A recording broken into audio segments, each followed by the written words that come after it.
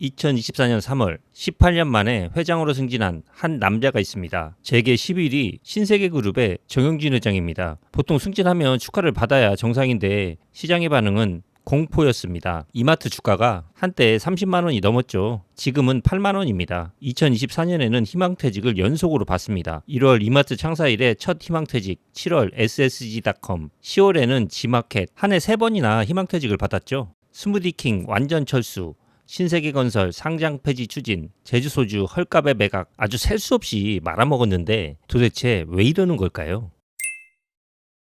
우선 정영진 회장의 배경부터 보겠습니다. 할아버지는 삼성 창업주 이병철, 어머니는 이명희 총괄회장, 이명희 회장은 홀로 신세계와 이마트 제국을 만들었죠. 이병철 회장이 네가 아들로 태어났어야 하는데 라고 말했을 정도로 어렸을 때부터 똑똑했다고 합니다. 삼성 이재용 회장과는 동갑내기 사촌입니다. 경기초등학교, 청운중학교, 경복고등학교 쭉 동창에 서울대까지 입학 동기입니다. 정영진은 서양사학과, 이재용은 동양사학과를 졸업했다고 합니다. 이건희 회장의 조카이기도 하죠. 이런 사이인데도 2010년 갤럭시를 디스하는 글을 SNS에 올리기도 합니다. 갤럭시 로밍했는데 6시간 먹통에 유심마저 인식이 안 된다. 국제 전파 미화된 기분이다. 라는 글이었는데요. 같은 집안인데 굳이 이런 글을 올릴 필요가 있나 싶네요. 당시 이건희 회장이 멀쩡하게 삼성을 경영하던 시기였습니다. 나중에 인터뷰에서 자신이 얼리어답터고 스마트폰 7, 8개를 쓰는데 갤럭시 S가 가장 좋더라 라고 말하면서 수습 절차를 밟긴 했는데 이렇게 인터뷰하고도 계속 SNS에 아이폰 사용하는 모습이 포착되죠. 이런 걸 보면 하고 싶은 말은 다 해야 되는 스타일인 것 같습니다. 거기에 배우 고현정의 전남편이었죠. 고현정은 방송에서는 유머있고 세련되고 착하고 멋있는 사람이었다 라고 말했지만 후에 그때 생각만 하면 기가 찬다 라고 말하기도 했습니다. 현재 정영진은 플루티스트 한재희와 재혼했습니다. 정영진 회장은 대중적으로 친근한 이미지였습니다. 인스타그램 팔로워 80만에 친근한 이미지로 용진형이라고 불리면서 라면 리뷰 올리고 바이크 수집하고 테슬라 한국 1호차를 탔습니다. 이렇게 좋은 이미지를 이어갔지만 경영 성적표는 어땠을까요? 2016년 정영진 부회장은 큰 꿈을 꿨습니다. 처음처럼 참이슬과 맞서겠다. 189억 원을 들여 제주소주를 인수합니다. 그리고 4년간 570억 원을 쏟아 부었습니다. 결과는 누적 영업손실 434억 원이었습니다. 한 번도 흑자를 내지 못했는데 치명적인 실수가 영업용 주류 판매 채널을 확보하지 못한 것이었습니다. 소주는 식당에서 팔아야 되는데 이마트는 가정용 유통이잖아요. 결국 2021년 제주소주는 오비맥주의 헐값에 매각됐습니다. 그런데 정영진의 술사랑은 여기서 끝나지 않았습니다. 나파밸류 와이너리에 3천억 원을 투자하며 인수에 나섰습니다. 주주들은 난리가 났죠. 본업도 힘든데 오너 취향 사업을 하냐. 이렇게 상황이 안 좋은데도 와인 사업은 계속되고 있습니다. 일본 출장을 다녀와서 또 영감을 받았습니다. 돈키호테 없는 게 없다. 일본의 잡화점이죠. 여기서 아이디어를 얻어서 2018년 피에로 쇼핑을 시작합니다. 광고 문구가 기가 막혔죠. 없는 게 없다. 그런데 정작 수익이 없었죠.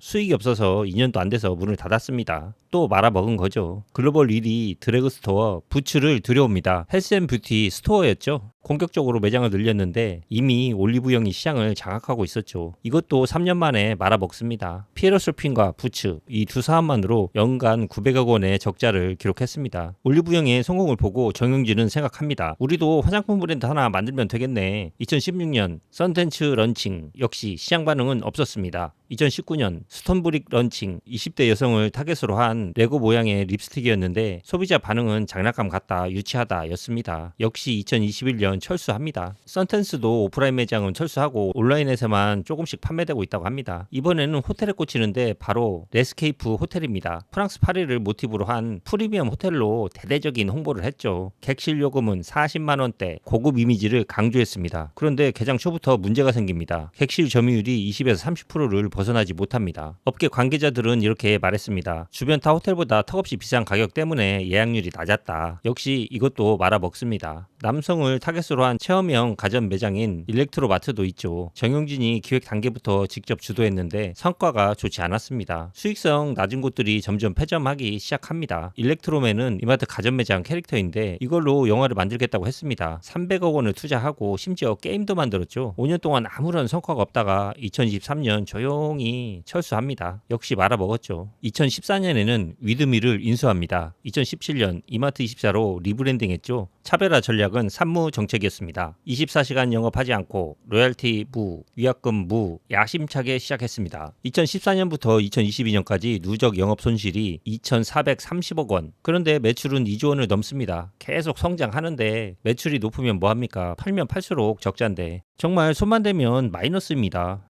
그럼 정용진 회장이 한 게 아무것도 없냐 한번 살펴보겠습니다. 스타벅스와 스타필드가 있지 않냐. 한국에 스타벅스를 들여온 사람이 정용진이라고 알려져 있는데 들어가 보면 스타벅스를 국내에 들여오자고 제안한 것은 이명희 회장이고 미국 유학 생활 동안 스타벅스를 경험한 정용진 회장이 이 사업을 추진했다고 합니다. 한마디로 이명희의 아이디어였죠. 스타벅스도 우리 채널에서 한번 다뤘는데 현재는 이미지도 과거같지 않고 상황이 좋지는 않죠. 그리고 2016년에 1조 원을 들여 스타필드 하남을 열었습니다. 국내 최대 규모 복합 쇼핑몰. 이 기록은 지금까지도 깨지지 않고 있습니다. 정용진이 5년 동안 공들인 프로젝트였죠. 그런데 스타필드 하남 개장식에서 정용진은 이렇게 말했습니다. 5년 걸쳐 공들인 사업이지만 아이디어의 원천은 이명희 회장이었습니다. 본인이 직접 밝힌 겁니다. 이명희 회장이 정용진에게 조언했다고 합니다. 지친 도시인들이 교회에서 힐링할 수 있도록 공간을 만들어라. 나름 성공했고 신선했죠. 여기서 끝난 게 아니고 더 말아먹은 것들이 계속 있는데 가장 큰 게 지마켓 인수였습니다. 이게 진짜 크게 말아먹은 거죠. 2021년 이베이 코리아를 인수합니다. 옥션과 지마켓을 운영하는 회사죠. 3조 4,400억 원에 인수했는데 이때 다른 경쟁사들은 2조 원대를 제시했다고 합니다. 쿠팡을 잡겠다. 강력한 의지였죠. 결과는 어땠을까요? 지마켓은 인수 전까지 16년 연속 흑자였는데 신세계가 인수하자마자 바로 적자로 돌아섰습니다. 쿠팡과의 격차는 오히려 더 벌어집니다. 그리고 폭탄이 터졌습니다. 연간 1,600억 원의 영업권 상각. 지마켓 살 때 지불한 윗돈이 있잖아요. 이 윗돈을 매년 이익에서 까는 겁니다. 이것 때문에 현금이 고갈되기 시작하니까 알짜 부동산을 팔기 시작하는데 이마트 가양점, 성수점을 팔고 다시 월세 내며 영업하는 구조가 됐죠. 2021년 신세계가 뜬금없는 발표를 합니다. 프로야구단 SK 와이번스를 1,300억 원에 사들이겠다. 사자마자 이름을 SSG 랜더스로 바꿨죠. 왜 야구단을 샀을까요? 2030 세대에게 브랜드를 알리겠다. MZ세대 고객을 되찾겠다. 2016년부터 계획된 전략이었습니다. 정용진 회장은 직원들에게 이렇게 말했습니다. 고객들은 이제 물건만 사지 않는다. 가야 할 이유가 있는 곳을 찾아간다. 앞으로 유통업 경쟁 상대는 테마파크나 야구장이 될 것이다. 구장 안에 스타벅스, 노브랜드 버거, 이마트24, 신세계 계열사가 전부 입점해 있죠. 야구팬이 구장에 오면 신세계 서비스를 쓸 수밖에 없는 구조입니다. 여기서 끝이 아니었습니다. 스타필드 청라를 동구장을 갖춘 복합 쇼핑몰로 짓겠다고 발표합니다. 애틀랜타 브레이브스의 트루이스트 파크를 벤치마킹 한 건데 4만 명 관중 규모의 야구장이죠. 신세계도 똑같이 하려고 했던 겁니다. 2만 3천석 규모의 2028년 완공된다고 합니다. 이건 사실 지켜봐야 되는 건데 돈이 너무 많이 들어가니까 위험해 보이는 건 사실입니다. 그리고 프로야구단이 거의 적자 운영이 많죠. 2022년 가장 충격적인 사건이 발생하는데 정용진의 인스타그램에 이상한 태그가 달리기 시작합니다. 멸공. 멸공이 공산주의를 멸한다는 뜻인데 사람들은 이렇게 해석했습니다. 중국을 비판하는 건가? 단어 자체가 구구가 많이 쓰기 때문에 이미지가 좋진 않았죠. 분위기가 안 좋으니까 정용진은 해명했습니다. 멸공은 중국과 아무 상관이 없다. 2017년 사드 보복 때 이마트는 중국에서 26개 매장을 운영하고 있었는데 반항 감정이 폭발하고 중국 지방 정부가 노골적으로 영업을 방해해서 이마트는 결국 중국에서 철수합니다. 이때 면세점도 타격을 입었죠. 중국의 감정이 안 좋은 건 이해하겠는데 대기업 회장이 이런 말을 하면 안 되죠. 이것 때문에 신세계 이마트 불매운동이 시작되고 주가가 떨어지고 난리가 아니었죠. 정작 정용진은 과체중으로 병역 면제를 받았습니다. 1990년 당시 신체 검사 때 몸무게는 104kg, 면제 기준이 103kg였는데 딱 1kg 차이로 군대를 안 갔습니다. 이런 사람이 평소에는 헬스장에서 근육 자랑을 많이 했죠. 엄청 건강해 보이네요. 군대 갈 때만 딱 맞춰서 면제 기준을 넘긴 겁니다. 사람들은 당연히 조롱하기 시작합니다. 나라 지키는 건 싫고 입으로 멸공은 쉽냐. 그리고 2024년 지마켓이 알리바바와 손을 잡았습니다. 알리바바는 그렇게 싫어하던 중국 기업이었죠. 합작 구조는 이렇습니다. 지마켓 지분 80%를 갖고 있던 신세계가 40%로 축소하고 알리바바가 50%를 가져갔습니다. 나머지 10%는 이베이가 갖고 있었습니다. 그런데 신세계가 알리바바에 제공한 건 뭘까요? CJ 대한통운 물류인프라, 지마켓 셀러 네트워크, 그리고 사회적 신뢰라는 무형의 자본입니다. 3조 원을 넘게 들여 산 회사를 중국 기업 하청기지로 만든 겁니다. 여론이 폭발했습니다. 멸공 외치더니 공산당이랑 손잡았네? 코미디가 따로 없다. 합작 발표 당일 이마트 주가는 10% 폭락했습니다. 했습니다. 2024년 3월 정용진이 당당하게 회장으로 승진합니다. 취임 일성이 신상 필벌, 상 줄 사람은 상 주고 벌 줄 사람은 별을 주겠다 였습니다. 그리고 대규모 인사를 단행합니다. 계열사 대표 40%를 교체해버립니다. 실적 나쁜 임원은 바로 자르겠다. 그런데 생각해보면 정작 실적 나쁜 임원이 누구죠? 일각에서는 이렇게 말합니다. 이명희 총괄 회장의 책임도 크다. 아들의 잘못에 책임을 묻지 않고 방관했다는 거죠. 아들이 아니었으면 벌써 잘렸어야 맞죠. 이런 집안 유전자에 정말 이렇게 말아먹기도 힘들 것 같습니다. 유전학적으로는 절대 설명 불가능하죠. 신세계는 앞으로 어떻게 될까요? 앞으로 이커머스 시장은 쿠팡, 네이버, 알리 이 세 회사의 싸움이 될 거라고 전문가들은 예상합니다. 신세계와 롯데 같은 전통 유통 기업은 특정 상품에 국한된 전문물로 축소될 거라고 보고 있습니다. 이런 상황에서 정용진 회장이 신세계를 다시 일으킬 수 있을까요? 지금 쿠팡도 영 마음에 안 들고 좀 일으켰으면 좋겠습니다. 그래도 쿠팡 같은 외국 기업보다는 한국 기업이 잘 되는 게 낫죠. 결과는 여러분의 상상에 맡기겠습니다.